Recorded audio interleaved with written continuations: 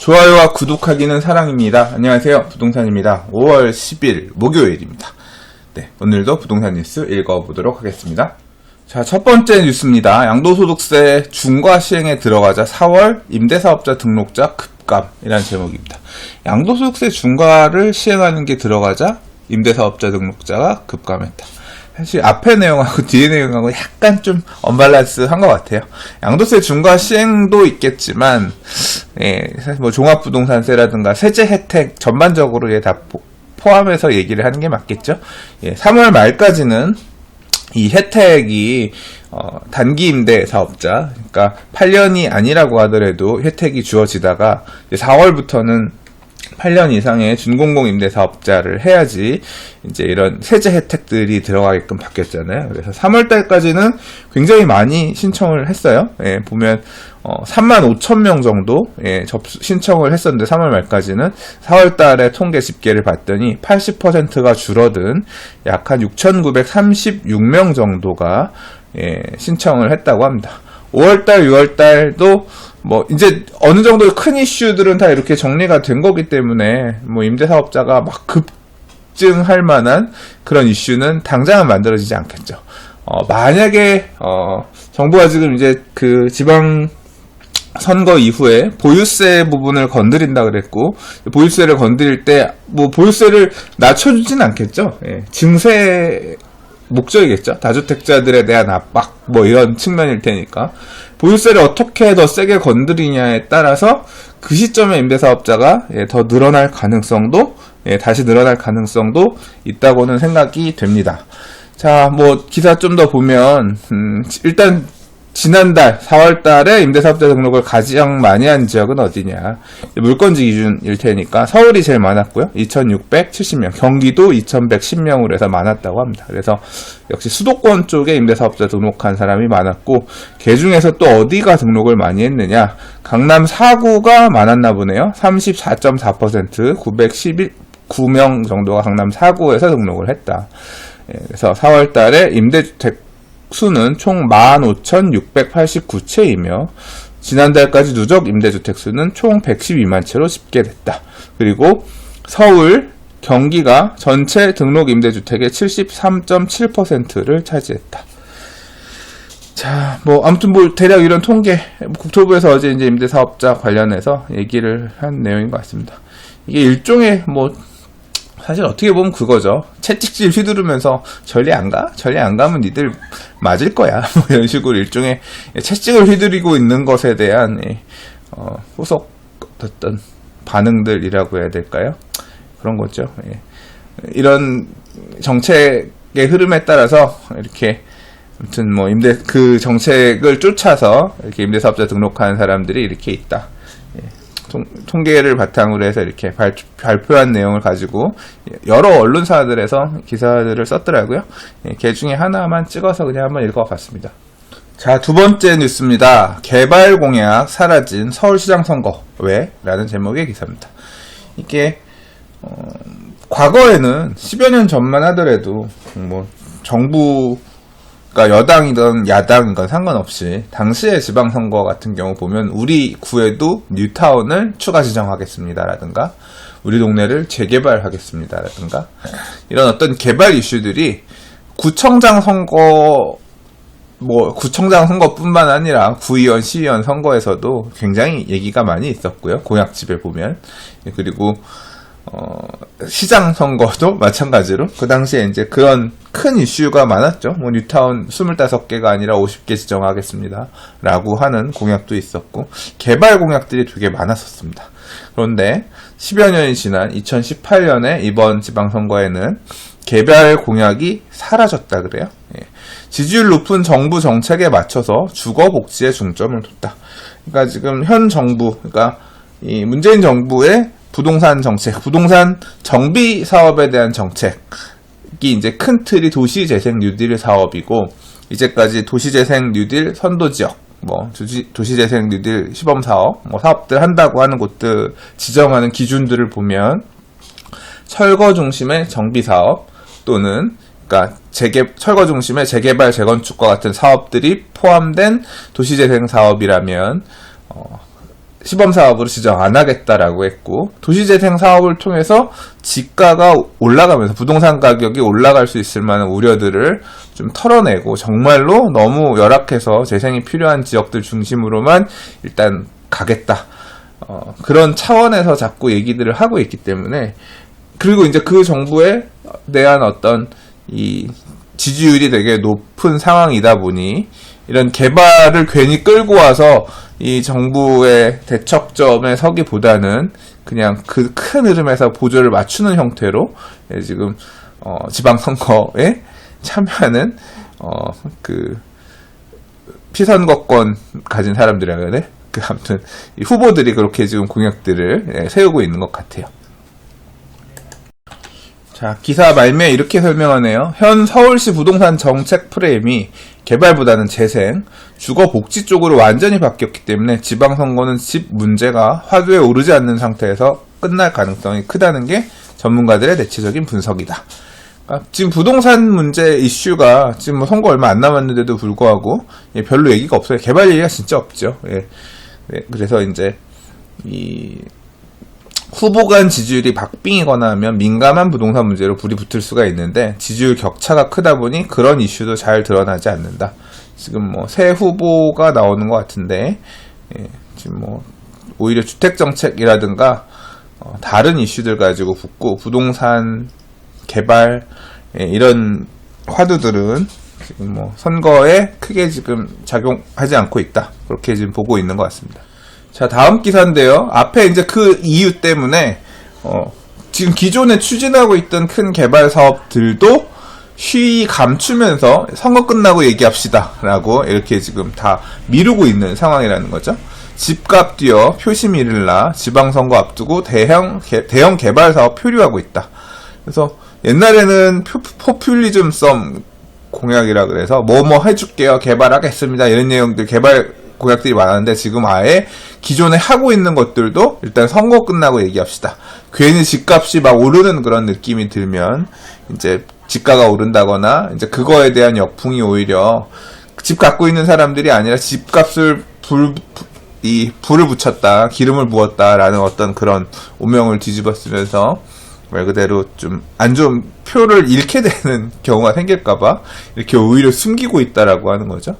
지방선거 뒤로 지금 미룬 내용들이 보면, 용산 마스터 플랜 발표를 올 3월에 하기로 했었는데 이제 이것도 선거 이후로 미뤘다고 하고요. 용산 마스터 플랜이라고 하는 거는 이제 사업 가다가 표류하면서 멈춰섰던 용산 국제업무지구, 옛날 용산 드림업 프로젝트라고 용산 기지창, 정비창 부지에 하는 그 사업을 포함해서 그 주변 지역들까지 이제 어떤 식으로 유기적으로 할 거냐. 용산 마스터 플랜, 그러니까 용산 지구 단위 계획을 전체적으로 손보는 그런 내용인데요. 이제 그것도 선거 이후에 하기로 했다고 늦췄고, 그 다음에 강남에 이제 앞으로 남아있는 재건축 단지들 중에서 사람들의 관심이 되게 높은, 좀 돈 있는 사람들이랑 얘기하다 보면 항상 나오는 압구정은 어때요? 그 압구정. 압구정 같은 경우도 지금 사업 추진들을 하려고 하지만 사업 추진을 못하고 있는 게, 말 그대로 우리 아파트면 어떻게 지을게요만으로 되지가 않아요. 일단 그 밑바탕, 판을 설계를 해야 되거든요. 판을 설계하는 그게 이제 지구 단위 계획을 수립을 해야 되는 거예요. 그 지구 단위 계획에 따라서 압구정 지구를 어떤 식으로 주택 정비들을 할 건데, 그 판이 만들어져야 각 단지별로 사업을 이제 추진할 수가 있거든요. 그 판이 안 만들어지니까 지금 실컷 계획을 세워봐야 우리가 세웠던 계획하고 다르게 판이 짜여지면 다시 갈아엎어야 되는 거니까 그 판이 만들어지길 기다리고 있는데, 이게 이제 압구정 지구 단위 계획이 수립되는 거죠. 근데 그 심의를 계속 미루고 있고, 지금 지난해부터 계속 보류를 해 가면서 미루고 있어가 아직 안 나오고 있어서, 이것도 지금 일단 선거 이후에 가야지 될 것 같다고 하는 거고. 그 위에 교통 관련해서도 9호선 4단계 연장 타당성 조사 결과도 선거 이후에 발표한다. 유래신도시 노면 전차 사업 트램인가요? 이게 타당성 조사 결과도 6월 말 이후에 발표한다. 이렇게 어떤 개발 이슈들이 있는 내용들을 다 선거 이후로 미루고 있는 모습이다 라는 겁니다. 자, 참 많이 세상이 달라졌습니다. 옛날에는 개발할 테니 저를 뽑아주세요 했는데, 우리 민감한 문제는 거론하지 말고 일단 저를 뽑아주시고 그건 민감 문제는 나중에 다시 보죠. 뭐 이런 식으로 흐름이 달라졌다는 얘기네요. 자, 다음 기사입니다. 30억 들인 임대주택 DB 새해 구할 땐 깜깜이. 예, 이거 아시죠? 렌트홈. 예, 렌트홈 서비스 관련해서는 부동산 TV에서도 한번 읽어본 적이 있는 것 같습니다. 근데 이 렌트홈 시스템이 아까 앞서서 살펴봤던 임대주택 사업자들, 이제 우리가 임대주택 사업자 등록을 하면 어디 가서 등록하나요? 구청 가서 등록하죠. 그럼 이제 이렇게 등록한 내용을 가지고 구청으로 접수된 내용들이 DB에 기록이 돼서 세입자들이 내가 집을 구하려고 하면 이 렌트홈 서비스에 들어가서 보면 된다. 이게 좀 말 그대로 저렴하게 안정적으로 오랫동안 들어가 살 수 있을 집을 구한 임차인들을 배려하기 위해서 어떻게 보면 만든 그런 서비스인데, 이 서비스가 30억 들여서 만들었대요. 30억 들여서 만들었는데 정작 세입자들에게는 활용 가치가 낮다. 쓸모가 없다. 예, 그런 지금 비판이 나오고 있고, 그거에 따라서 정부가 지금 보완을 검토 중이라 그래요. 대체 어디가 좀 문제냐 살펴봤는데, 일단 동이나 호수가 적혀져 있지 않은 집들이 많다고 하고요. 그리고 임대사업자가 이렇게 등록을 했어요는 있는데 이게 지금 비어있는 집인지 아니면 사람이 살고 있는 집인지, 그 다음에 또는 물건을 보는데 우리가 물건을 볼 때 이게 얼마인지 가격표가 붙어 있어야잖아요. 아, 이 사람이 지금 임대를 놓고 등록된 임대주택으로 중공업 임대주택을 또는 뭐 단기 임대주택으로 임대를 놓고 있어요까지는 알겠는데, 그래서 얼마에 놓겠다는 건지 가격 정보가 비어있는 그런 경우도 있고 대부분 비어있다 그래요. 그리고 이게 우리가 사실 이런 매물 서비스잖아요. 이게 일종의 이제 정부가 핸들링하고 있는, 정부가 표시를 해주고 있는 매물 정보 서비스인데, 매물 정보 서비스로서의 기능이 너무 열악하다는 거죠.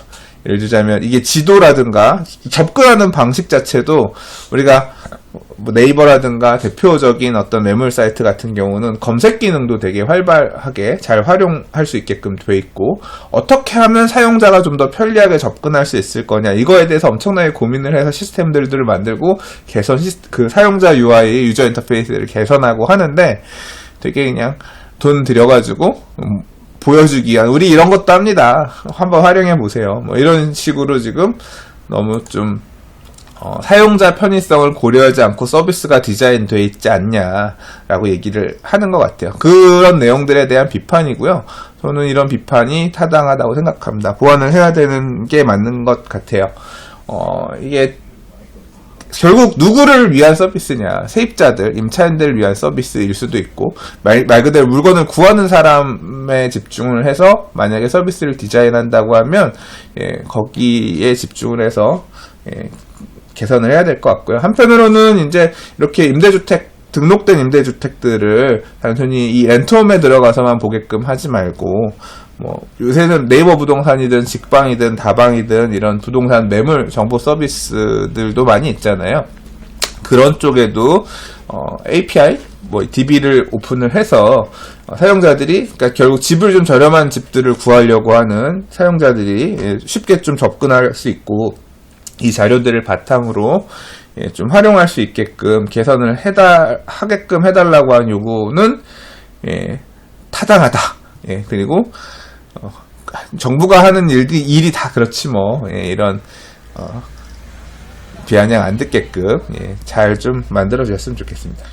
자, 오늘 준비한 마지막 기사입니다. 1년치 상가 임대료가 무료, 공짜는 없다 라는 제목의 기사입니다. 요새 상가가 좀 여러 측면에서 안 좋은 것 같아요. 일단 뭐 상가 임대차 보호법도 되게 세고, 지금 임대차 보호법이 5% 이상 못 올린다. 이게 법 바뀌었나요? 원래 9% 이상, 상가는 9%, 주택은 5%였는데 5%로 바뀌었나? 이건 나중에 좀 확인해볼게요. 확인해보는데, 일단 요새 금리가 올라가니까 상가 투자하신 분들 같은 경우에 금리 상승분, 예전에 비해서 대출이자도 많이 내야 되고, 근데 이제 임대료가 그거에 준해서 많이 올라가면 좋기는 한데, 실제로 보면 임대료가 그렇게 막 많이 올라가기에, 그러니까 내수 경기라고 해야 될까요? 이 상가들의 수요, 그러니까 이게 여러 가지로 상가가 조금 힘든 상황인 것 같아요. 그러니까 예전처럼 판매업종들이 물건들 소비하거나 하는 게 옛날에는 이제 우리가 뭐 길거리 가다가도 물건 사고 이런 게 많기도 했지만 요새는 그렇게 사지 않고 인터넷 구매라든가 또는 큰 몰이라든가 이제 그런 구매 행태들이 달라지면서 1층 상가의 가치들이 조금 계속 감가되는 가치들이 조금 떨어지는 그런 부분도 없잖아 보이기도 하고요. 그다음 신규 분양 상가들의 분양 가격들 자체도 결코 그렇게 저렴하지는 않죠. 가격도 그렇게 낮지는 않은 상황이기도 하고 그러다 보니까 임대료도 높아져야 돼요. 그다음에 또 올해 같은 경우에 이제 최저 임금 올려주면서 사업주들 입장에서 고용 비용들, 직원들 고용하는 임금 비용들이 올라가면서 임대료까지도 막 올려주는 이게는 되게 버거. 차라리 장사를 포기한다거나 이제 그런 환경들이 자꾸 지금 되고 있는 상황인 거죠. 그래서 결국 임대를 놓고 싶어도 임대도 그렇게 수월하게 잘 안 되는 것 같아요. 이게 뭐 특정 지역들 가지고 상가 관련해서 계속 뭐 르포 기사처럼 몇 번 나오기도 했는데 자꾸 그 동네에 대해서 안 좋은 이미지 만들어지는 것 같아서 그런 기사들을 읽는 건 좀 자제하려고 노력하거든요. 자제하려고 노력하는데 아무튼 지금 상가 임대를 하는 데 있어서 최근의 트렌드가 임대료를 낮추지 않고 그냥 임대료는 책정되어 있는 임대료 내는데 그 대신에 1년 정도 렌트 프리, 월세를 안 받겠다. 그러니까 렌트 프리를 하는 형태로 해서 이제 세입자들을 유치하는 그런 방향들이 요새 이제 많이 도입되고 있다 그래요. 임차인 입장에서는 매달 내야 되는 월세가 부담스럽죠. 그래서 월세가 높게 처음에 세팅이 되면 아마 계속 부담스러울 겁니다. 근데 이제 렌트 프리를 준다는 거는 그러니까 결국은 월세를 깎아줄 거냐 아니면 렌트 프리 기간을 줄 거냐 월세를 안 내고 그냥 사용할 수 있는 기간을 많이 줄 거냐 이런 측면인데 왜 지금 이런 분양하는 회사라든가 아니면 이제 건물주들이 이렇게 렌트 프리로 자꾸 가느냐 이게 이 임대차 보호법 개정 때문에 그렇다고 합니다. 그러니까 지금 이 법이 개정이 됐나 봐요. 대부분의 상가는 임대차 계약 갱신 시 임대료 인상률을 5% 이상 올리지 못하게끔 됐다. 그러니까 임대료를 나중에 올리고 싶어도 이게 이제 상가 세입자에 대한 보호를 위해서 여러 가지들 이제 법 보완들이 되고 있는데 처음에 임대가 시작 가격을 너무 낮게 설정을 해버리면 세가 잘 안 나가니까 임대료를 낮게 설정을 해버리면 이 연 상한 제한에 걸려가지고 계속 올려봐야 제대로 올리기 힘들다는 거죠. 그러니까 차라리 그냥 1년 월세 안 받는다 셈치고 안 받고 가고 그 다음부터는 제값을 좀 받게 해달라. 그리고 이제 그럼 시작 가격 자체가 원래 이제 받으려고 했던 가격 선에서 움직이게 되니까 그게 차라리 장기적으로 보면 유리하다라고 판단해서 임대인들이 월세를 깎아주기보다는 렌트 프리를 가는 거를 선호하고 있다. 최근의 트렌드가 그거다. 그 이유는 상가 임대차 보호법 개정 때문에 그렇다. 올릴 수 있는 퍼센트가 5% 이내로 제한되기 때문에 많이 올릴 수가 없어서 이렇게 지금 바뀐 트렌드다라고 기사에서 설명하고 있습니다. 근데 이제 기사에서 이 렌트 프리의 위험성에 대해서도 얘기를 해요. 뭐라고 얘기를 하고 있냐면 이제 렌트 프리 기간 1년 렌트 프리를 줬는데 또는 6개월 렌트 프리를 줬는데 그 기간 동안 월세 안 내고 이렇게 사용하는 건 좋은데 이 상가라고 하는 게 사실 월세도 부담이지만 초기 투자 비용도 중요하거든요. 특히 뭐 인테리어 같은 게 되게 중요하죠. 뭐 얼마 전에 오늘인가 어디 기사 보니까 커피 프랜차이즈 창업하는데 가장 많은 비용이 들어가는 게 인테리어 비용이고 뭐 평균 1억 2천만 원이 들어간다 그랬대나? 아무튼 그런 인테리어 비용이 이렇게 많이 들어간다고 하는데 그러니까 장사를 하려고 하는 분들은 임대료도 중요하지만 초기 시설 투자도 되게 많이 큰 부담을 갖고 투자를 하게 되는 거거든요. 근데 결국 그 기간 안에 이렇게 큰 돈을 들여서 인테리어 투자를 하고 들어갔는데 이제 렌트프리 기간 안에 자리를 못 잡거나 하게 되면 결국 이제 6개월 지나고 나면 높은 임대료, 그러니까 높은 임대료라는 표현은 조금 그럴 수 있겠지만 일단 세팅되어 있는 월세 임대료 부분은 계속 내야 되는 거고 그 다음에 자리를 못 잡았으면 이 투자해놓은 금액들은 나는 그냥 장사 더 못할 것 같아요. 렌트프리 1년 동안 공짜로 썼으니까 끝 나갈게요가 아니라 투자해놓은 이 인테리어 비용들 나갈 거면 원상복구 해놓고 나가세요 하면 이제 그 다 포기할 수도 있잖아요. 가게를 권리금 받고 넘긴다고 하더라도 임대인이 임대료 나도 장사하기 힘들어가지고 월세 내기 버거워서 나가는데 새로 권리금 받고 시설 투자한 부분에 대해서 권리금 받고 넘길 수 있겠어요? 잘 안 넘어가죠.